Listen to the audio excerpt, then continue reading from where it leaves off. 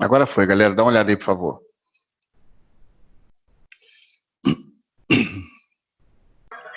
Aqui não tá aparecendo nada, não. Ainda não? Para mim, não. No meu Pra mim foi. está. Introdução à parasitologia. Isso, termos técnicos, é Agora isso? foi. Isso, Agora termos foi. técnicos usados na Show, sala galera. Então vamos lá. Não perder tempo, não. O tempo urge, como diz o outro.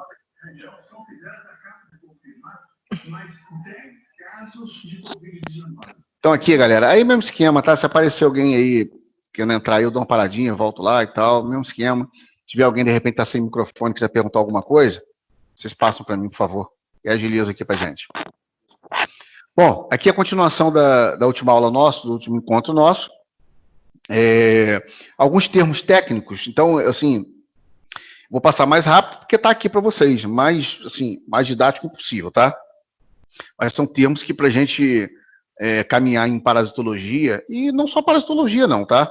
Em outras disciplinas também, esses termos são necessários. Eu sou fervoroso defensor dos termos técnicos, porque eles são extremamente necessários. Não adianta lutar contra, tá? Tem que usar ao seu favor. Então, se você é da área de saúde, os termos técnicos básicos você não deve, não, tem que saber, certo? Saber tudo não, claro que não. Cada um com a sua especialidade, sua área, depois que acabar a graduação e tudo mais, mas tem que saber. Vou parar um pouquinho, porque eu acho que tem alguém querendo entrar lá. Só um minuto.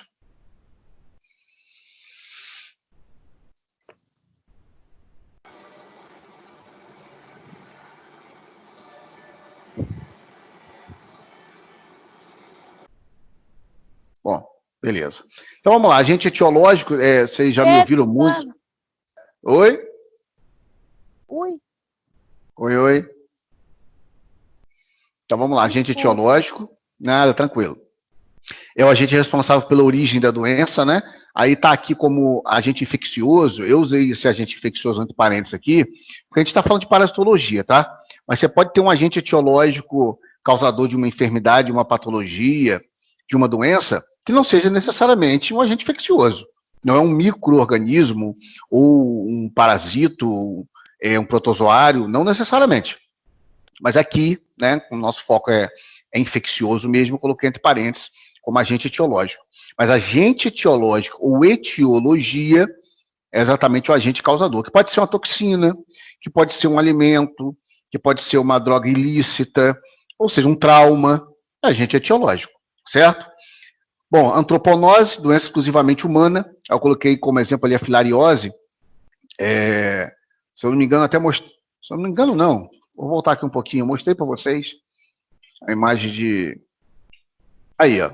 Isso aí, por exemplo, ó, é uma ação mecânica, né? Eu tinha mostrado para vocês no último encontro nosso, da filária.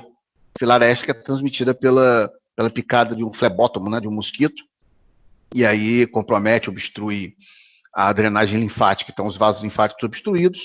Sedema, infelizmente, sua grande maioria das situações, ele é progressivo, certo? Então, voltando.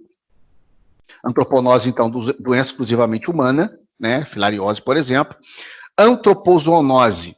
Antropozoonose, doença primária de animais.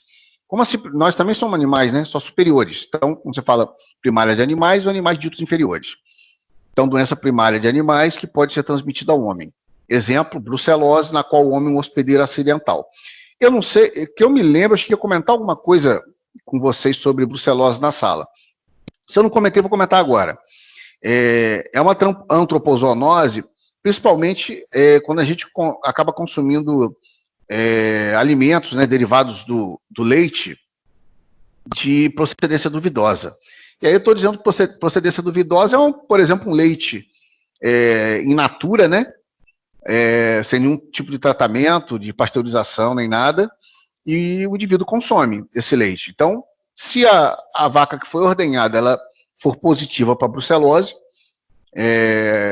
a principal bactéria, né, que essa brucelose é um tipo de bactéria, é a Brucella abortus, e aí o indivíduo pode se contaminar. Com certeza, é uma antropozoonose. Então, a brucelose, essa bactéria, ela não não reconhece o homem, né, nossa espécie, como um hospedeiro, um habitat natural, né? Não faz parte do ciclo da bactéria. E a gente passa a ser um hospedeiro acidental, e eu já conversei com vocês várias vezes sobre a questão de quando você tem uma parasitose ou uma infecção para um hospedeiro aliás, para um hospedeiro não, para um agente agressor, que passa a ser acidental para você, normalmente é bem agressivo, porque não sabe aquela história toda de não saber lidar com a resposta imune, com um ambiente novo, qual o grau de intensidade de agressão que esse indivíduo tem que usar para se estabelecer. Então, a brucelose, por exemplo, nas mulheres causa aborto. Então, o nome da bactéria, Brucella abortus, então causa aborto. Aborto, normalmente, esses abortos acontecem no último trimestre de gestação. Então, claro que um aborto com 90 dias é triste demais. Você imagina com o feto todo formado já, né, com 6, 7 meses de gestação, no último trimestre. Também pode causar subfertilidade ou esterilidade nas mulheres, e pode nos homens provocar orquite, que é inflamação testicular, subfertilidade e esterilidade também. Tá certo? Alguma dúvida, gente? Acho que eu tinha falado com vocês em sala.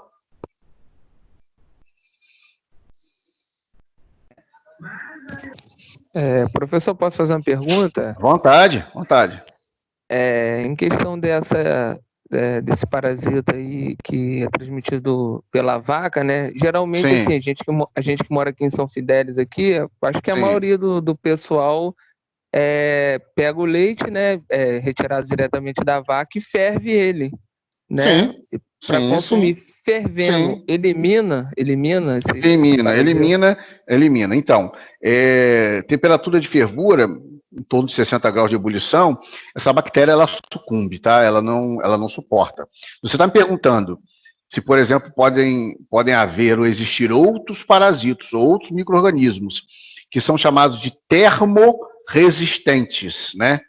E suportar essa temperatura de ebulição? Pode. Em relação à brucelose, não.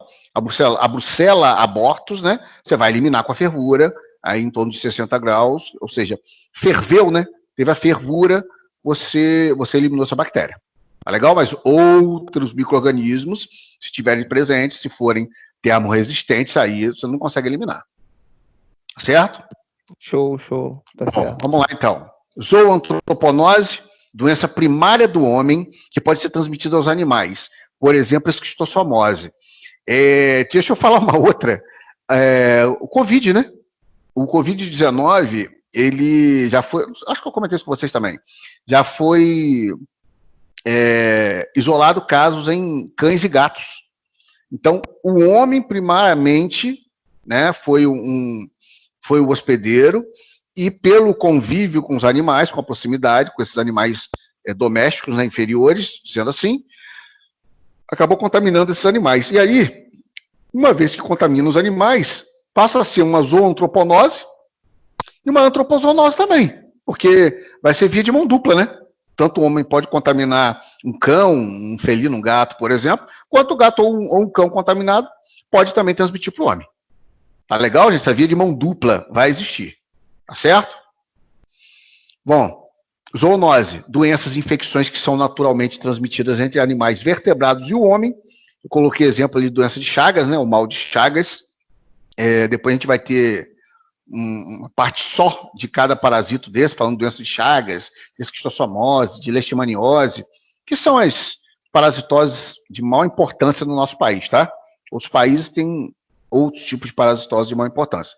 Mas no Brasil, doença de Chagas, leishmaniose, esquistossomose, teníase, são as de maior incidência, de maior gravidade, de maior ocorrência. Tá legal? Bom, habitat é onde o parasito vive, o próprio nome está dizendo, né? Órgão no corpo humano onde tem predileção. Habitat significa onde o parasito vive, se reproduz, consegue crescer, liberar seus ovos. Esses ovos podem eclodir ou não em cavidades internas do corpo, ou eclodir, se desenvolverem fora do corpo do hospedeiro. Esse habitat, então, é onde o parasito tem tropismo. Isso que é predileção, tá certo? Então, o parasita, ele, ao longo do tempo, evolutivamente, ele se desenvolveu ao passo de escolher determinados tecidos onde ele tem maior capacidade, maior possibilidade de sobrevivência e de deixar descendentes viáveis, né? Que é isso que todo ser vivo, ou quase todo ser vivo, quer, deseja, é deixar descendentes férteis, que a sua espécie possa se perpetuar. Então, tropismo é essa predileção, é o habitat onde esse parasito se adaptou ou evoluiu para sobreviver, para viver, para se reproduzir. E quando a gente fala em habitat, é aquela mesma história que eu disse para vocês de repente, o habitat normal de um parasito é em ambiente intestinal, com os seus vários segmentos, né? Pode ser no jejum, no duodeno, no ilho, colo ascendente, descendente. Normalmente, os parasitos eles estão adaptados a esse ambiente. Mas pode acontecer, infelizmente, de um parasito fazer um ciclo errático, né? Depois eu vou mostrar para vocês aqui como que faz, e o porquê faz, o porquê acontece, e aí se desenvolver em órgãos ou tecidos que não são o seu habitat natural, vamos dizer assim. Não que o intestino seja um habitat natural para gente, enquanto pessoa, seres humanos, não é um habitat natural que você tem um parasito no intestino. Óbvio que não. Nós estamos falando aqui agora da vertente do parasito. Então, o nosso intestino, né, intestino delgado principalmente, via de regra, é o habitat de vários parasitos, certo? Hospedeiro é o organismo que alberga o parasito.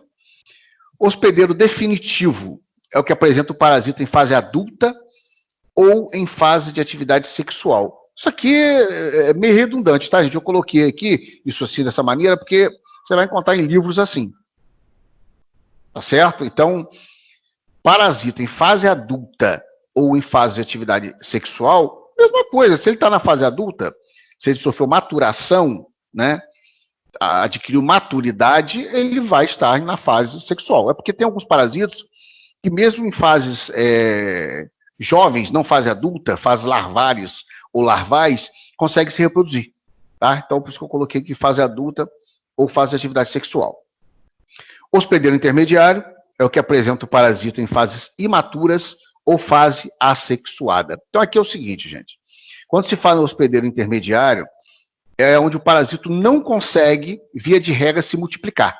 Ele está nessa fase assexuada, está em desenvolvimento. E alguns parasitos necessitam de passar por mais de um hospedeiro.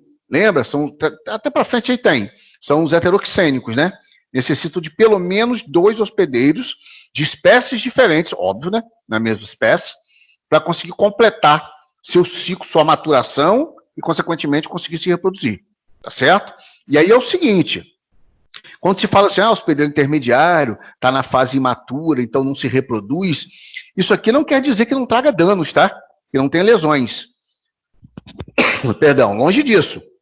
Algumas fases imaturas, fases larvais ou larvares, são tão agressivas quanto as adultas, certo? Então, apresenta o parasita em fase imatura ou fase assexuada, não quer dizer que não traga ou não cause lesões, por vezes importantes, tá bom?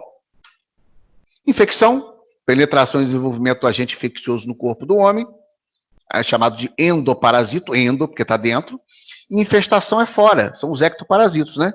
Alojamento e desenvolvimento de artrópodes na superfície do corpo do homem, piolho carrapato ácaro por exemplo, é um ectoparasito, tá certo? Tá rápido, galera? Alguma dúvida aí? Tô meio acelerado hoje. Só falar aí que eu vou mais devagar um pouco.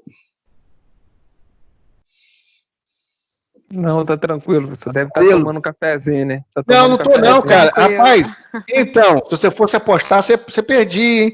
Tô não. Incrivelmente tô bebendo água.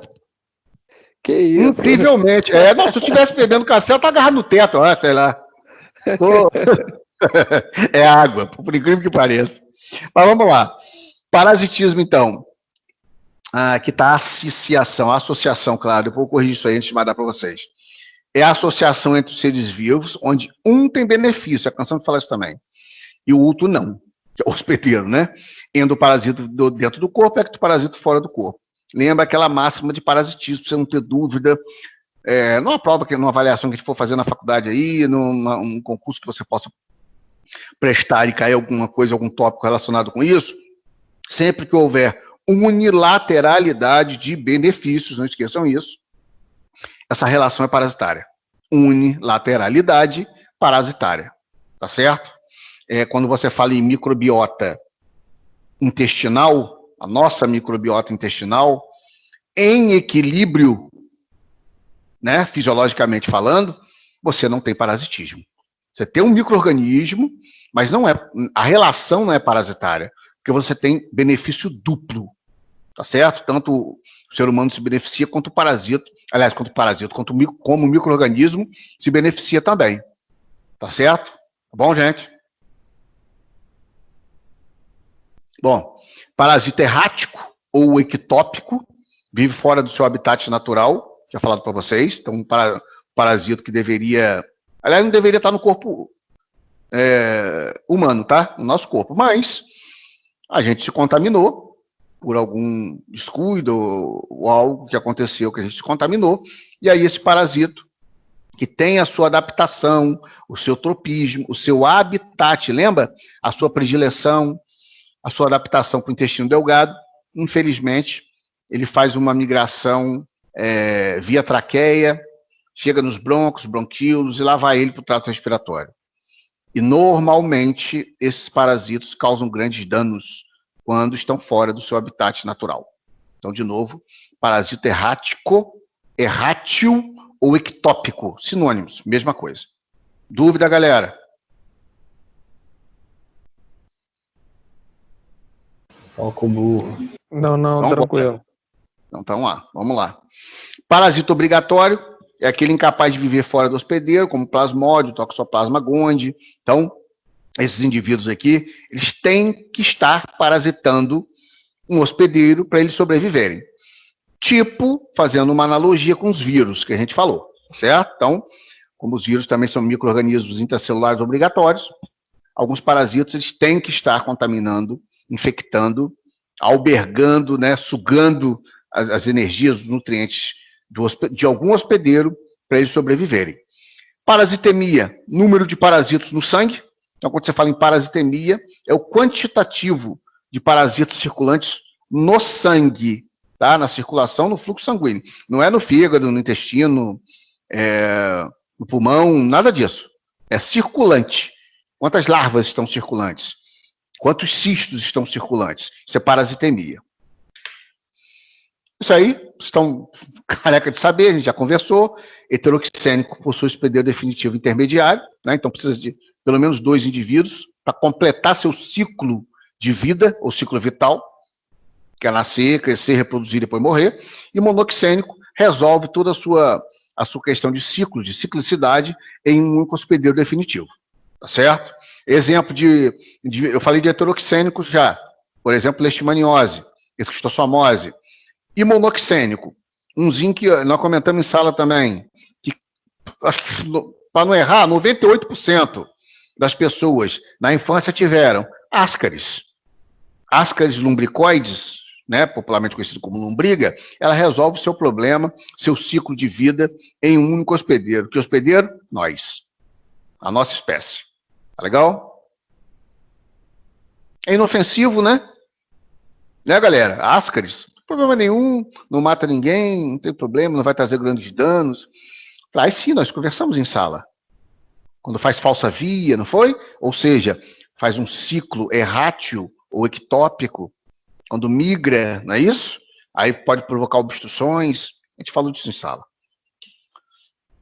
Partenogênese, desenvolvimento de um ovo sem interferência de espermatozoide, ou seja, a reprodução que não necessita do gameta masculino.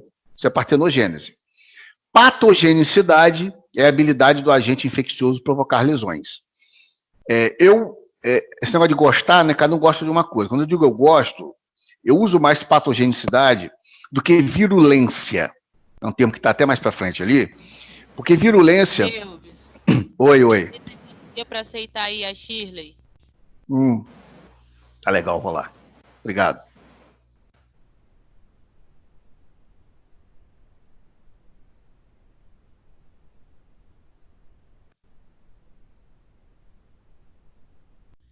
E a Lara tá pedindo para avisar que a Bianca tá indo embarcar hoje, aí não vai poder assistir a aula. Tá jóia, tá jóia. Ó, não tem ninguém pedindo aqui para entrar não, hein? Ué. Estou aqui olhando aqui, até agora não.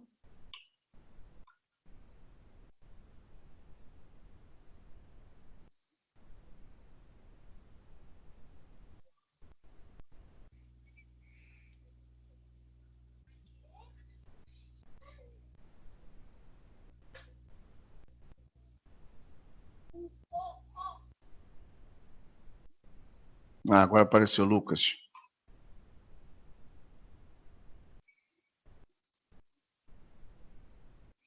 Bom, voltando então. Então, eu prefiro utilizar a patogenicidade por conta de, às vezes, a gente usa virulência, que significa a mesma coisa, virulência ou patogenicidade. Só que aí as pessoas pensam que virulência você está falando de vírus. E não é. Virulência pode ser uma bactéria, pode ser um tumor, entendeu? Pode ser uma doença crônica degenerativa qualquer. Quando você fala em virulência, é a capacidade de lesar, de agredir um determinado tecido, certo? Que é a mesma coisa que patogenicidade. Patogenia é o mecanismo de ação do agente agressor, né? Ou do agente etiológico. Confunde não, hein? Parece um joguinho de termos técnicos, mas é simples. Patogenia é o mecanismo de ação do agente patogênico, ou seja, traduzindo, mecanismo de ação do agente causador. Então, patogenia é o mecanismo de ação do agente etiológico, tá certo? Profilaxia, vocês estão cansados de saber, conjunto de medidas que visam prevenção, controle ou erradicação das doenças parasitárias. Claro que profilaxia não é só para doenças parasitárias, tá? Profilaxia você usa para várias possibilidades na área de saúde. Ação profilática ou preventiva. Saúde pública, de verdade, se baseia em profilaxia, tá certo? Saúde pública ou saúde coletiva. É melhor ser prevenido do que ter que tratar o indivíduo, tratar o paciente. Tá legal? Vetor. É um artrópode molusco ou outro veículo que transmite o parasita entre dois hospedeiros. Isso é um vetor.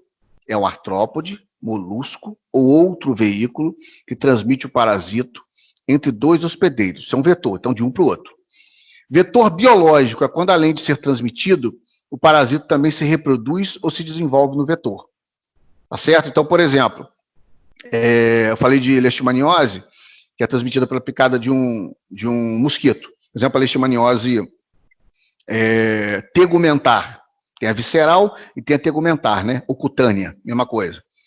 Esse mosquito, então, enquanto o vetor está, a leishmania, está no intestino do mosquito, do flebótomozinho, do vetor, ele se multiplica, ele se reproduz.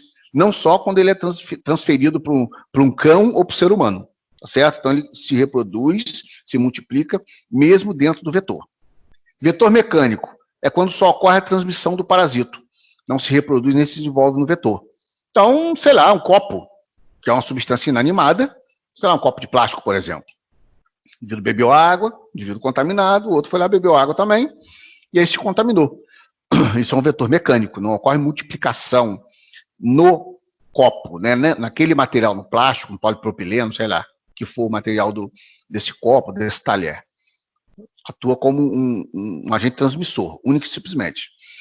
E vetor inanimado ou fômite, quando o parasita é transportado por objetos, tá? Como lenços, seringas, espéculos.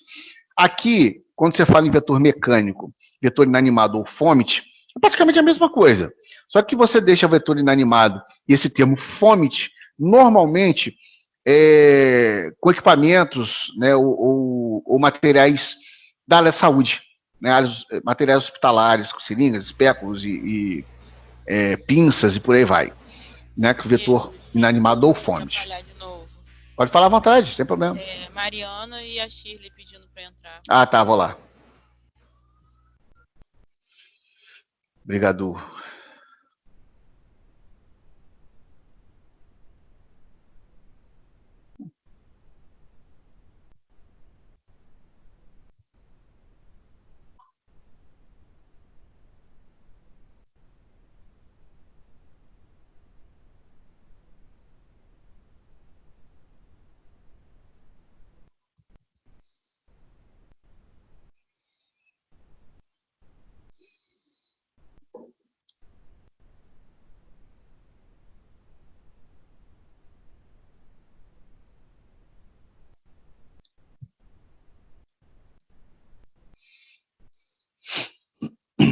Tá aguardando, gente.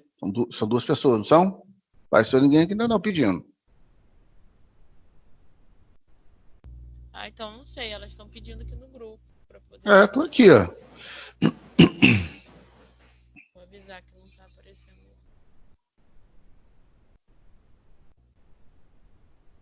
Bom, vou voltar lá. Se aparecer aqui, vocês me dão um avisozinho que eu saio e volto para cá. Tá. Bom, aí eu vou só. Agora eu vou sair daqui. Essa sequência de slides que a gente acabou. Essa aqui eu mando para vocês, tá? Hoje mesmo, a gente acabando aqui, eu já. Aliás, minto. Nada, mando para vocês. Mando para a Alice e a Alice que repassa para vocês, não é isso? Essa é a logística. Tá certo? Infelizmente, sim. Olha. Não tá Deixa dando eu... certo, não, professor. Não está? Não tá chegando. Eles demoram muito. O que tá vendo? Eles demoram Ué, não muito tá para enviar os chegando. slides. Demora para repassar? Não tem A como de você hoje- enviar direto pro e-mail da turma, não, Rubens? Não, é claro que tem.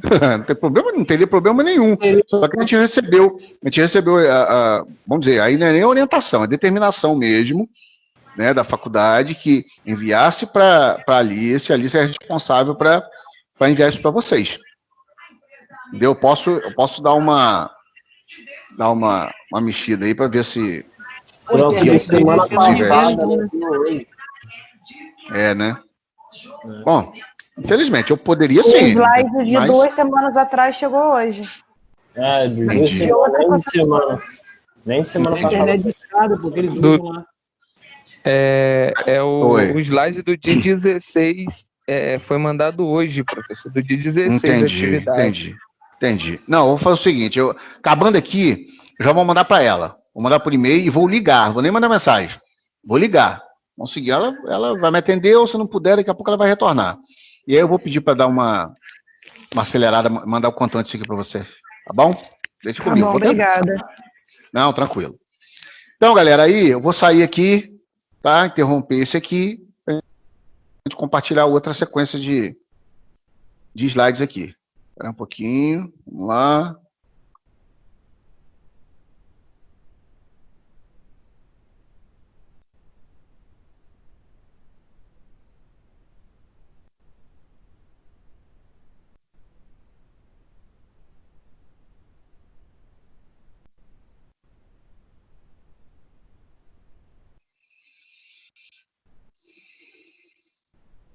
Aí, por favor, vê se apareceu para vocês. Se não apareceu, daqui a pouco deve estar aparecendo aí. Apareceu. Show? Entamoeba histolítica e entamoeba dispar. Isso mesmo? Bom, entamoeba, ou popularmente chamado de ameba, tá legal? Lembra que eu falei com vocês, a gente dá uma conceituação geral na questão de o que é parasitologia. Hoje passei os termos técnicos, não que vocês já não soubessem, mas vai ficar didático ali, ficar material para vocês lerem, depois, se quiserem se aprofundar. E aí eu vou falar desses parasitos mais importantes, como eu comentei com vocês, tá certo? Deixa eu comentar um negócio com vocês que eu não sei ainda, eu vou me informar, tá? E aí é responsabilidade minha mesmo. Como que vai ficar essa história do desafio nosso, tá? Não sei se o prazo para a gente colocar as notas, então prometo que eu dou um retorno para vocês, eu vou tentar me informar sobre isso. Bom, entamoeba, então, histolítica, entamoeba dispar, não são os únicos, as únicas subespécies, né, ou espécies de entamoeba ou ameba, mas são as que mais causam infecções, ou seja, que mais parasita a nossa espécie. Aonde tem ameba, tem giardia, certo? Mas eu não vou falar de giardia hoje, giardia é uma outra conversa, mas onde tem ameba, tem giardia. Como é que você sabe disso, Reu? Eu sei disso porque elas têm praticamente o mesmo habitat, o mesmo ciclo de vida, albergam ou parasitam o mesmo tecido, então tem o mesmo habitat, o mesmo tropismo. Então tem ameba, tem giardia, tanto que quando se desenvolveu antiparasitários amebicidas, giardicidas. Normalmente se faz uso de um antiparasitário, de um vermicida, que chamam de vermífugo, né, de maneira incorreta. Mas um antiparasitário, para combater a ameba, você combate giardia. Para combater giardia, você combate a ameba também. Tá legal, gente? Bom, estou vendo a imagem aqui, como se fosse uma micrografia eletrônica, né, de microscópio eletrônico, de transmissão. Então, é bem assim mesmo, tá? Essa entamoeba ou ameba, ela envia esses pseudópodes, né, esses falsos pés. Vocês já ouviram o termo locomoção amebiana. Então, por meio de contração e expansão e relaxamento da sua membrana, ela consegue se deslocar. É claro que ela depende muito mais do fluxo, seja onde ela estiver, se for no intestino, se for em fluxo sanguíneo, ela depende muito do fluxo dessa pressão para se deslocar de maneira mais competente. Reubs, desculpa Oi. interromper. Tem aluno pedindo para entrar aí, por favor. Vamos lá, valeu. Agora tem.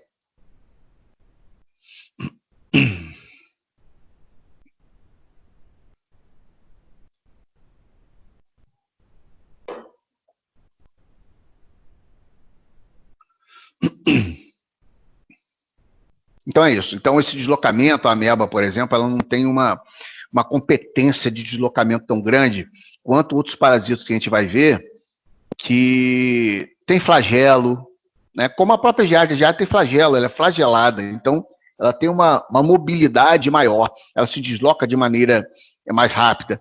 Mesmo o plasmódio, por exemplo, que tem cílios, né? Então se deslocam.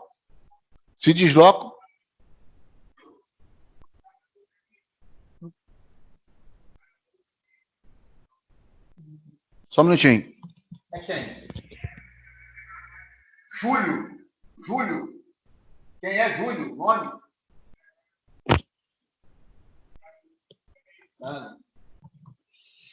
Oi, vamos lá. Então, o deslocamento desse parasita, né, da ameba, não é tão competente, mas isso não quer dizer que não causa infecção, não, tá? Não tem a competência em lesar. Porque aproveita o fluxo alimentar, né? A gente se aproveita da nossa própria motilidade, né? Dos nossos próprios movimentos gastrointestinais, do nosso peristaltismo, certo? Bom, aqui eu não vou ler isso, tá? Mas vocês têm que ter como material, tá aí para vocês, que é a classe, ordem, família, gênero, e as espécies, como eu falei aqui, ó, Stolítica, Dispa, Artimane, Coli, essa aqui, ó, Entamoeba coli. Gengivalis, adivinha qual local que ela parasita muito? É a gengiva mesmo, a mucosa oral, de Entamoeba fragilis, Nana, que essa aqui ocorre muito no ambiente africano, né?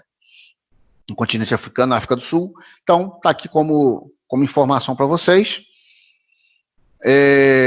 Aqui é uma questão histórica, né? Vocês adoram, imagino, dizendo que há algum tempo e bastante tempo, imaginava-se que só existia praticamente a Entamoeba stolítica, como única espécie. E aí depois, claro, foi se identificando vários perfis enzimáticos ou isoenzimáticos diferentes, onde identificou subespécies, né, de entamoebas, não só a estolítica. Gente, histolítica, não precisava nem falar para vocês, né? Histo, de tecido, lítica, de causar lesão, lise, né, morte, úlcera, ferida. Aonde? No tecido. Por isso que o nome é histolítica. Complexo Entamoeba histolítica e Dispa. Então, a Entamoeba histolítica passou a ser considerada como parte de um complexo, onde normalmente se tem a histolítica e a Entamoeba Dispa em associação. Então, onde você encontra a histolítica, você vai encontrar a Dispa. Onde você encontra a Dispa, você vai encontrar a histolítica também. Isso que é como se fosse um complexo de amebas. Então, está aqui, ó, apresentando aqui, falando desde 1903, os graus de virulência. A virulência aqui, o termo que eu falei com vocês, que denota essa capacidade de agredir, de lesionar. Capacidade invasiva, depois a dispa, causar erosões na mucosa intestinal, sem invadir, vai lesionando sem penetrar na mucosa. A maior parte dos casos é assintomático, causa colite não disentérica, ou seja, colite, inflamação, né, do cólon, sem disenteria, ou seja, sem processo diarreico, tá certo? Aí está aqui a definição de disenteria, né? Doença aguda, infecciosa, específica, com lesões inflamatórias e ulcerativas das porções inferiores do intestino. Manifesta com diarreia intensa, cólica, né, que são os espasmos, eliminação de sangue, muco. Isso, disenteria, a entamoeba dispar não provoca, tá certo? O que não quer dizer que não traga lesões importantes. Aqui sim. Aqui eu queria que vocês anotassem. Quem está com papel na mão aí, caderno, caneta, lápis, sei lá. Quem não está, vou dar um tempinho. Anotem, por favor.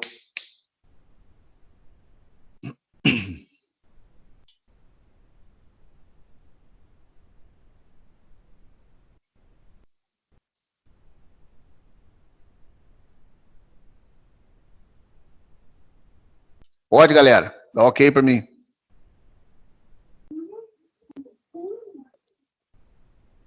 Pode? Pode. Por mim, tranquilo. Então vamos lá, Nem anota aí, pode por favor. também. Então vamos lá. Dentro do ciclo amebiano,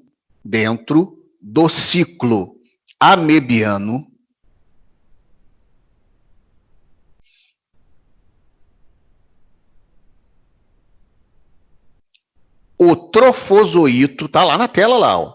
O trofozoito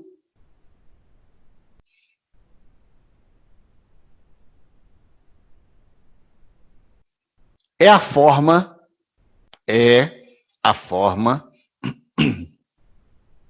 deste parasito,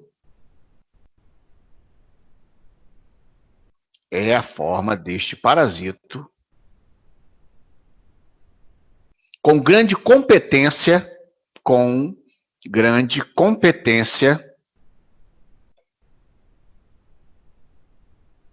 para se deslocar,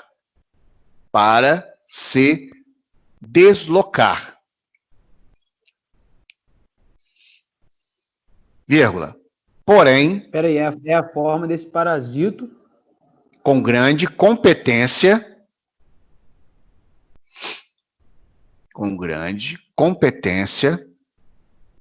para se deslocar.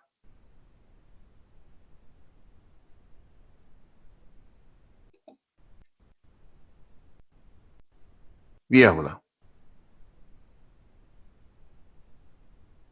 Porém,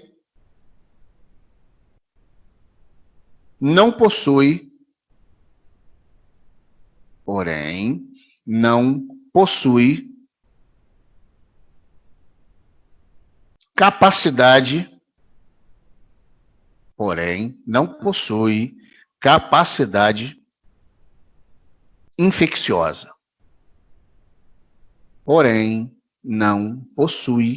capacidade infecciosa. Ponto na mesma linha, por favor.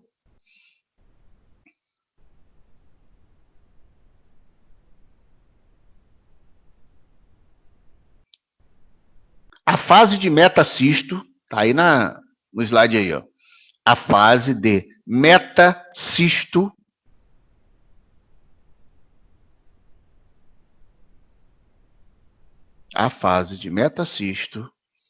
e pré-cisto,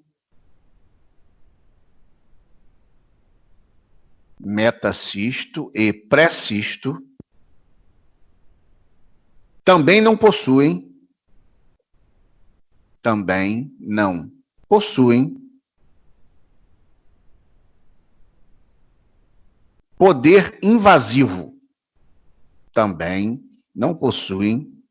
poder invasivo.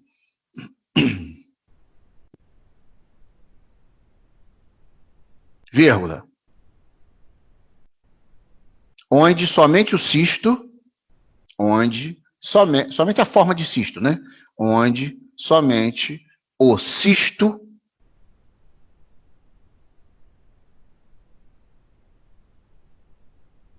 apresenta capacidade infecciosa. Onde somente o cisto apresenta capacidade infecciosa.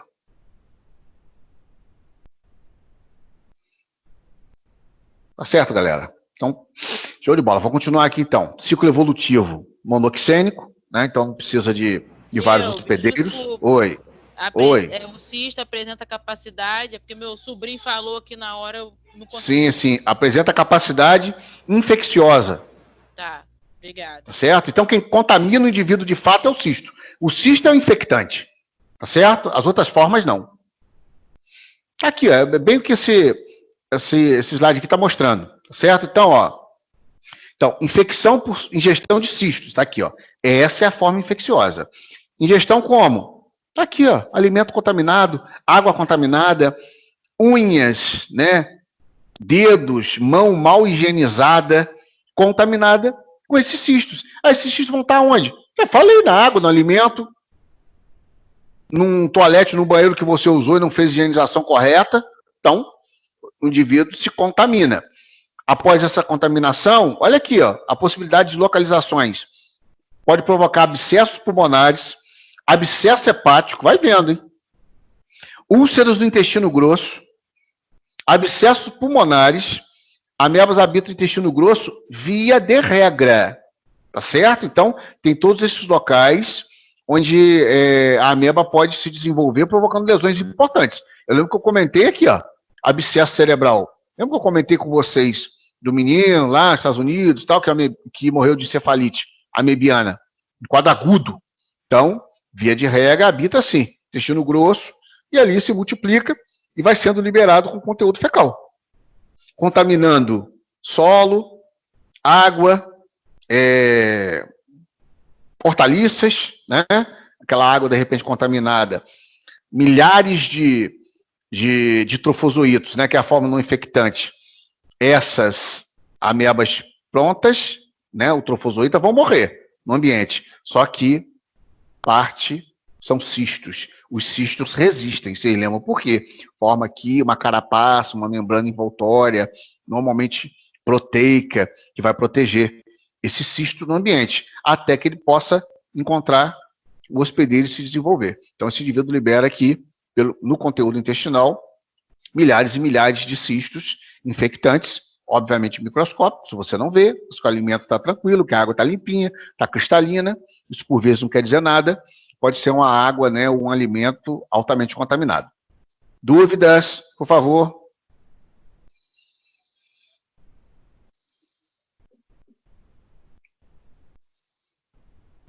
Não, pode ir?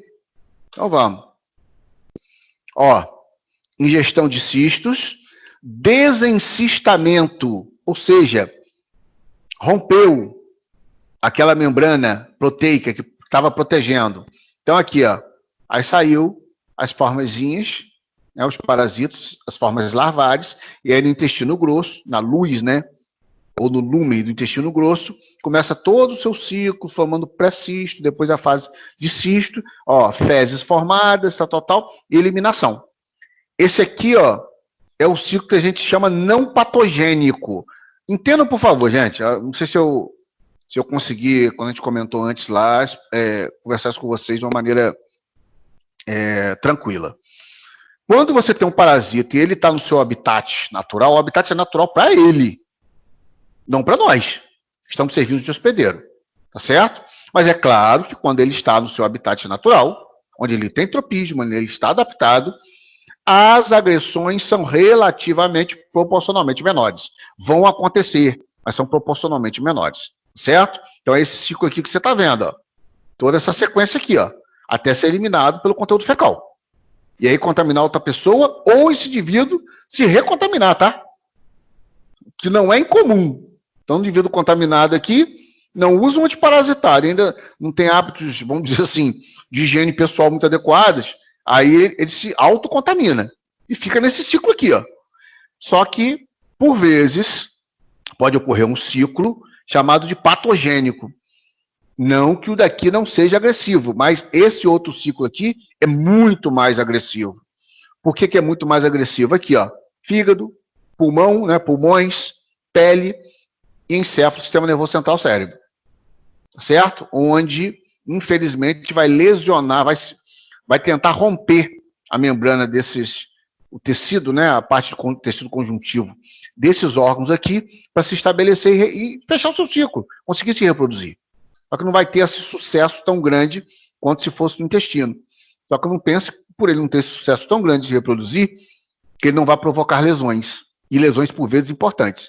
Você pensar numa lesão em nível cerebral, qualquer perda, dependendo da região onde esse cisto esteja se desenvolvendo, pode provocar lesões assim, com perdas significativas de memória, de capacidade de locomoção, de raciocínio, de fala e por aí vai. Dúvidas? Não? Então aqui, ó. De novo, ciclo não patogênico.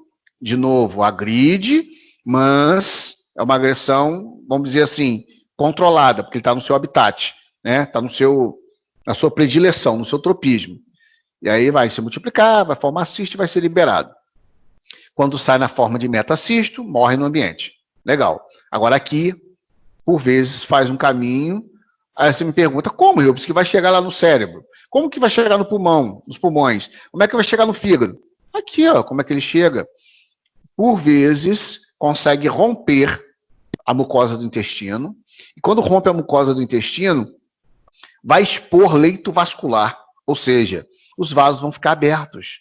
Não tem sangramento, por vezes? Pode ocorrer sangramento, né, no conteúdo fecal? No conteúdo intestinal? Então, porque rompeu capilares, às vezes pequenas arteríolas é ótimo, né? Porque aí é redundante. Romperam, então, algumas arteríolas, e aí esse parasito, essa ameba, consegue penetrar no vaso sanguíneo e cair na circulação. Caiu na circulação, ela tem vamos dizer, a incidência maior, porque, em tese, pode se desenvolver em qualquer tipo de tecido, uma vez que caiu na circulação, né, na circulação sistêmica. Mas, via de regra, tá aqui, ó, fígado, pulmões, pele e cérebro. Tá certo? Dúvidas, galerinha? Tudo bem? Sem problema? Bom, habitat, então, Trophozoides entamoeba, diz para viver como comensais na luz do intestino grosso. O que é isso aqui, Rubens? Comensais. Já falei para vocês.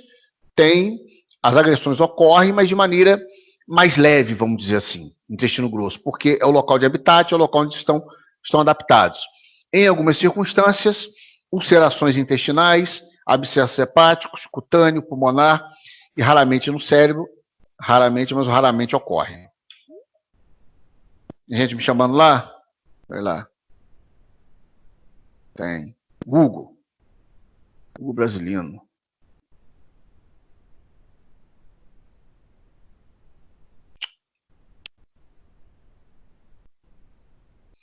Aqui de novo, né? Os órgãos, né? Os locais que a entamoeba pode se deslocar via fluxo sanguíneo, tá certo? Aí uma imagem, parece um desenho esquemático, mas não é. Foi feita uma coloração, né? A gente chama de com corantes para poder realçar o conteúdo que esse parasito tem. Aqui, essa forma aqui é a forma de cisto, onde você não vê aquelas projeções, né? Aqueles pseudópodes que facilitam o deslocamento. É essa forma aqui que é a forma infectante. Tá certo? Ah, Rubens, como que ela é infectante? Ela vai conseguir sobreviver no ambiente, ela vai conseguir passar pelo esôfago, pelo HCl gástrico e chegar no intestino. Qual o intestino que ela adora? É o grosso. Então ela tem um longo caminho até chegar no intestino grosso para ali fechar o seu ciclo, né? Conseguir esporular, liberar o seu conteúdo, sair de cisto para metacisto e aí realizar seu ciclo, se reproduzir. Essa aqui é uma imagem de microscópio óptico, aquela lá, essa aí é de eletrônico, aqui é microscopia óptica, tá? Então, cada bolinha que você está vendo aqui, ó, é uma amebinha, bonitinha. Quando esse cisto aqui romper, vai liberar cada estrutura dessas aqui. Essas aqui são que a gente está vendo, tá? Mas tem milhares aqui dentro. Você está vendo só como se fosse uma visão de cima, né? Então, aqui, ó, essa outra imagem aqui, ó. Cada estrutura esferoidezinha dessa aqui, ó, tipo uma esferinha, né? Tipo uma bolinha, são as amebas. certo? Elas que são liberadas quando essa cápsula protetora aqui rompe.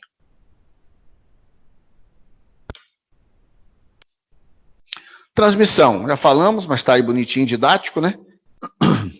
Através da ingestão de cistos com alimentos, verduras e frutas contaminadas, água veiculadas nas patas de baratas e moscas, falta de higiene domiciliar e os portadores assintomáticos. O cara é portador assintomático, tem a sua ameba de estimação, além de se autocontaminar, como ele é assintomático, ele ou ela, né? É assintomático, acaba contaminando o ambiente, contaminando outras pessoas. E, por vezes, essas pessoas que são contaminadas por esse indivíduo que é assintomático vão ser muito sintomáticos, né? Então, vão ter lesões importantes, às vezes com úlceras gástricas importantes, com comprometimento hepático importante também. Patogenia. Professor? Oi. Eu queria fazer uma pergunta para o senhor. Eu estava vendo aí essa forma de transmissão. Antigamente a avó, acho que a avó de quase todo mundo falava que comer muito doce dá verme. Isso procede, professor? Não procede. Aí é o seguinte. Não rola, né? Só se esse doce estiver contaminado, beleza, não precisa nem ser muito. Uma quantidade pequena vai te contaminar. Agora, não dá para imaginar por que uma ingestão excessiva de carboidrato, por exemplo, ou de doce, né? Vamos dizer assim, propriamente dito, traria consigo um parasito aí, não. Não dá para imaginar por quê. Oi. Oi. Jonathan falou que quando ele morava na roça, ele já deu muitas caras no bricole, falou que coçou muito. Ele morava na roça e ele mora onde agora? Nova York? Não, ele morava lá no interiorzão mesmo. Sei, era mais roça ainda, né? Era. Entendi. Aí ele disse o quê? Que coçava muito? Coçava muito. Mas será que parou? Pergunta ele se parou. A gente pode ajudar. Não, parou sim. Parou, né? Parou faz tempo, né? Entendi. Bom pra ele, né? Bom pra ele que parou. Oh, meu Deus. Bom, então período de incubação. O que é incubação, gente? Você se contaminou, o indivíduo se contaminou, já está infectado, mas ainda não desenvolveu a parasitose. 7 dias a 4 meses. Então, esse período de incubação é muito longo. Você pode, com uma semana, que você ingeriu um alimento, sei lá, bebeu uma água contaminada, com 7 dias já apresentar alguns sintomas. Ter a multiplicação do parasito. Ou esse parasito ficar latente, quiescente, adormecido, até 4 meses, aguardando uma possibilidade de queda imunológica, algo do tipo, para começar a se reproduzir. Tá, peraí, aqui eu não vou entrar nisso aqui, não. Peraí, deixa eu voltar lá, só um minutinho.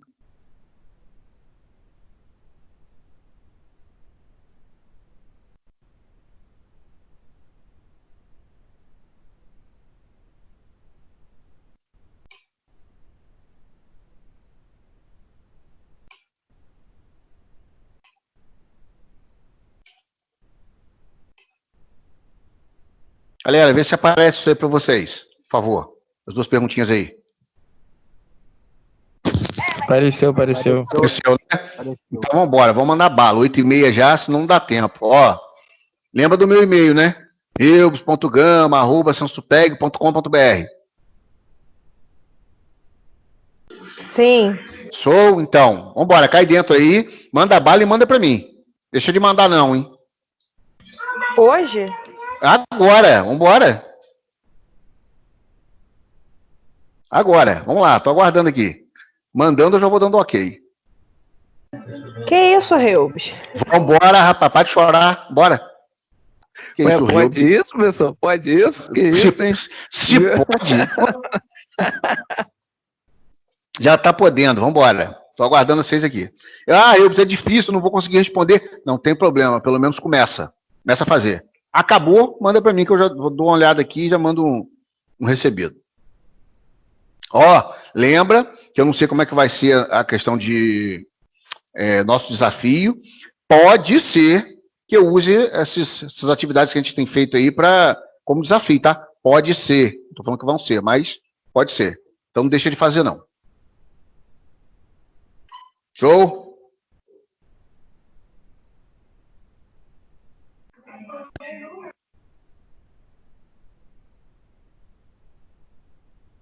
Só um minutinho.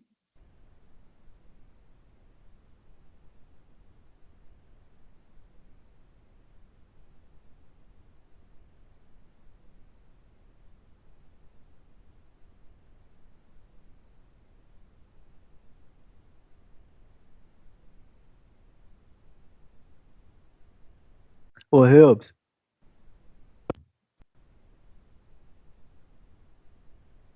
Ele pediu um minutinho, Hugo. ah, tá, eu não vou fazer não sei.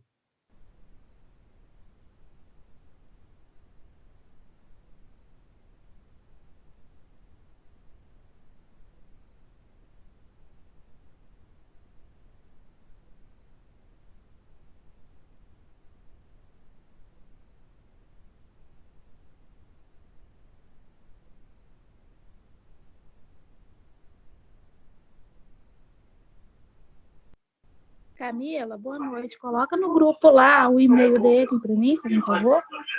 É reubs.gama@santofed.com.br. Obrigado. Nada.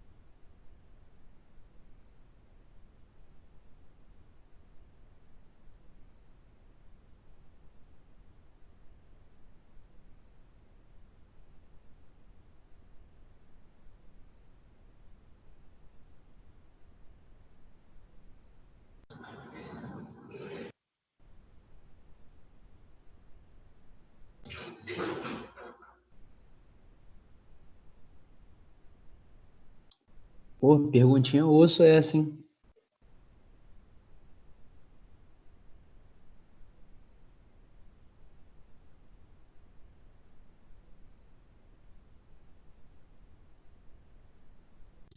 Gente, já que ele não tá aí, vamos nos ajudar, vamos. Hidroperitônio é o quê? É barriga d'água, não é? E isso vai explicar. Me ajuda, gente. Conversa comigo. Camila, Caio. Gente, bora. Pô, Isa, queria te ajudar mesmo. Oi. Pô, tá difícil. Não, vamos pensar, ó. Hidroperitônio é a mesma coisa de barriga d'água. Certo? É o quê? É, sei lá, botar a mão na boca, roer unha, comer algum trem infectado aí da barriga d'água. Ai, sei lá, gente. Calma aí, eu tô pesquisando. Eu também tô, é por isso que eu tô doidinho aqui. Quanto mais eu pesquiso, mais confuso eu fico. Ó, hidroperitônio é acúmulo de líquido no interior do abdômen. É chamado de barriga d'água. Cadê Igor, gente? Baeta. Cadê você, meu amor?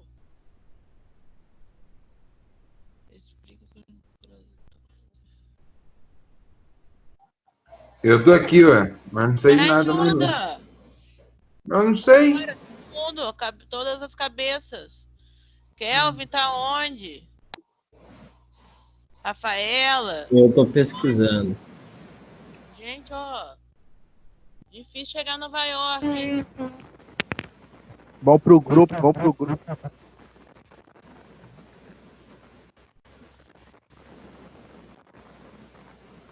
Gente, Qual é, eu Will? acho que Nosso rádio? a correlação é a questão da. Aqui, ó. Cadê? A partir das excretas do homem, fezes e urinas. Aí, assim, os ovos são disseminados na natureza e, assim, contamina novas pessoas.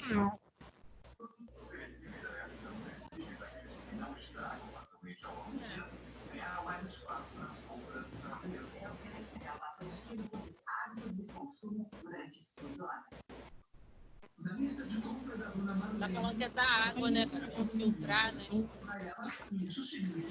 Eu acho que não é isso que tá pedindo, não. Não é isso que ele está pedindo, mas é isso que faz acontecer o hidroperitônio, não?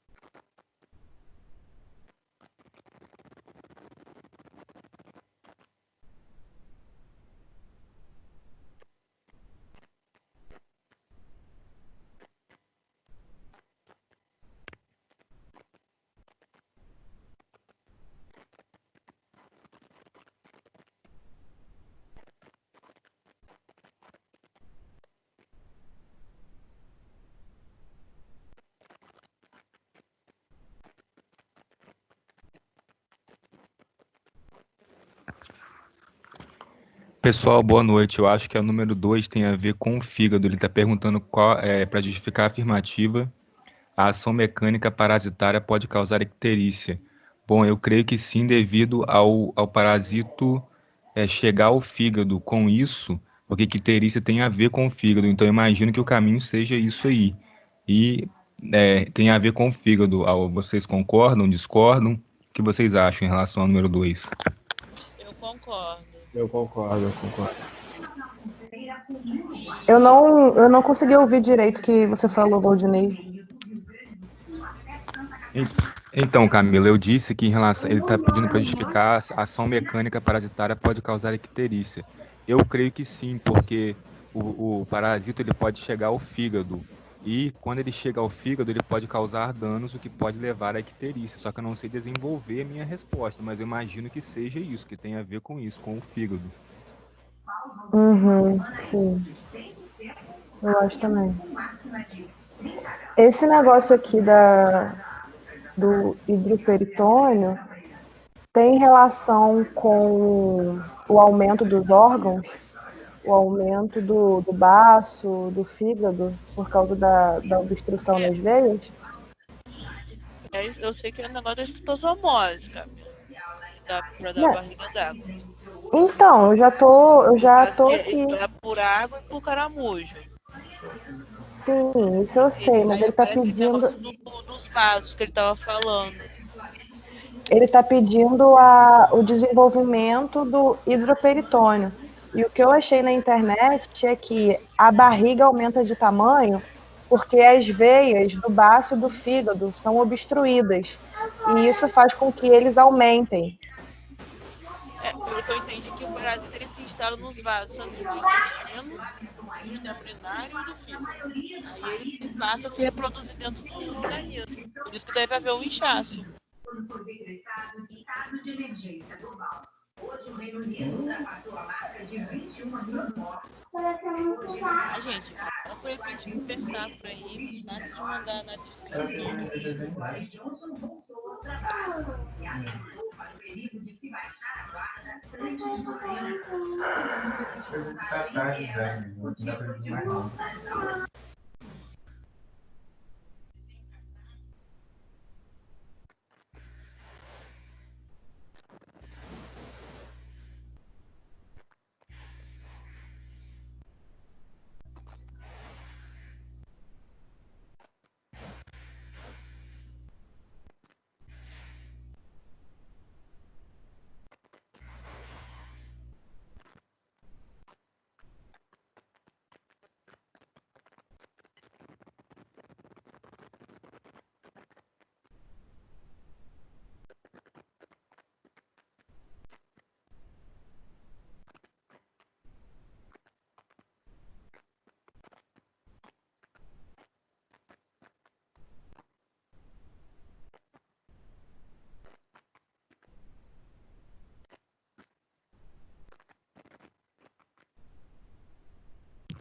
Foi triste.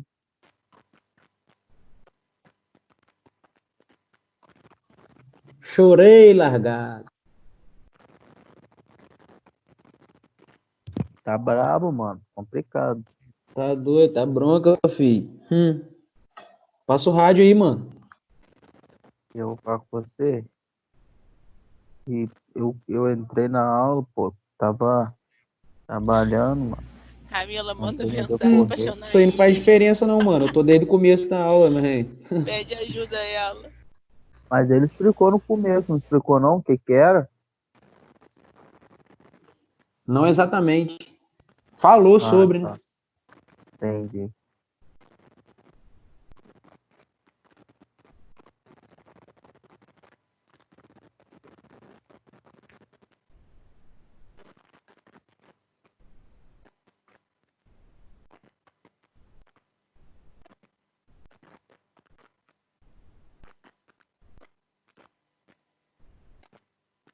E a eficácia dos anticorpos desenvolvidos pelo paciente, o que permite dizer se a pessoa está protegida de uma nova infecção.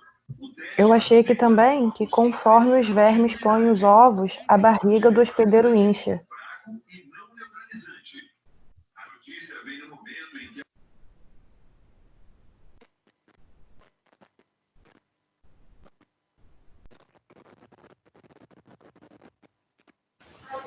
Minha resposta da 1 foi que em algumas parasitoses o parasito pode se instalar em vasos importantes para a circulação, assim congestionando esses vasos e ocorre um acúmulo de líquido naquele local.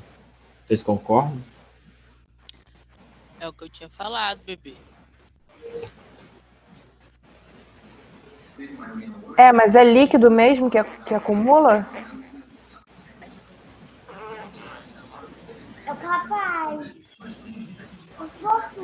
Porque eu achei aqui dizendo que são os órgãos que... Sim, é líquido, porque tá falando de hidroperitônio, hidro vem de água, de líquido, alguma coisa relacionada a isso.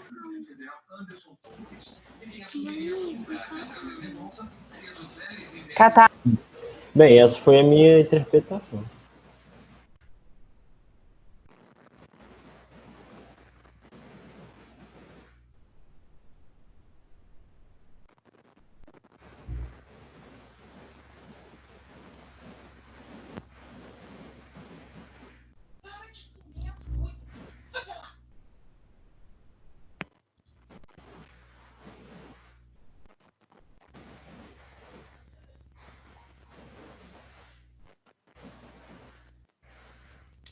Sabe, tô com vontade de comer.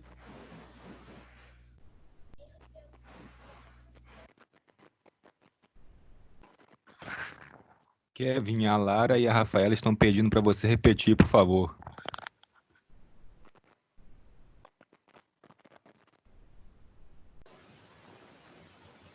Em algumas parasitoses, o parasito pode se instalar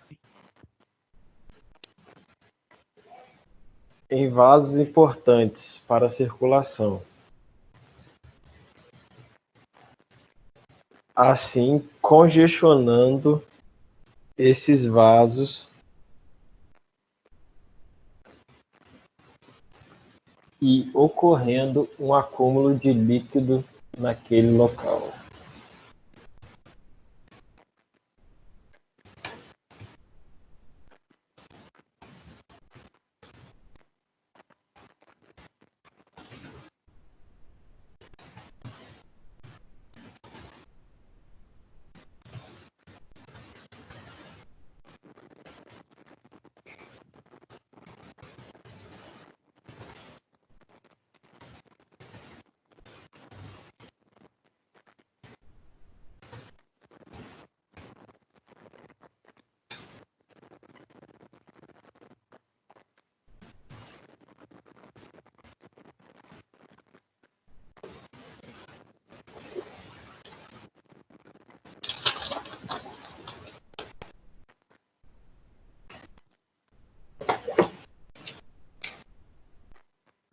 Eu achei o que é aqui, ó.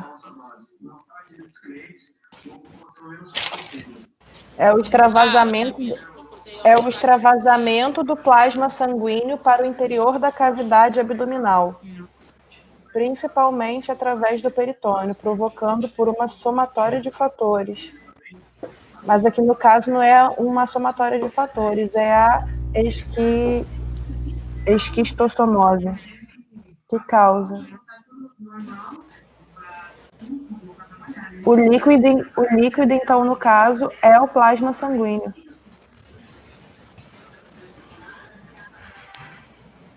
Vou fazer aqui.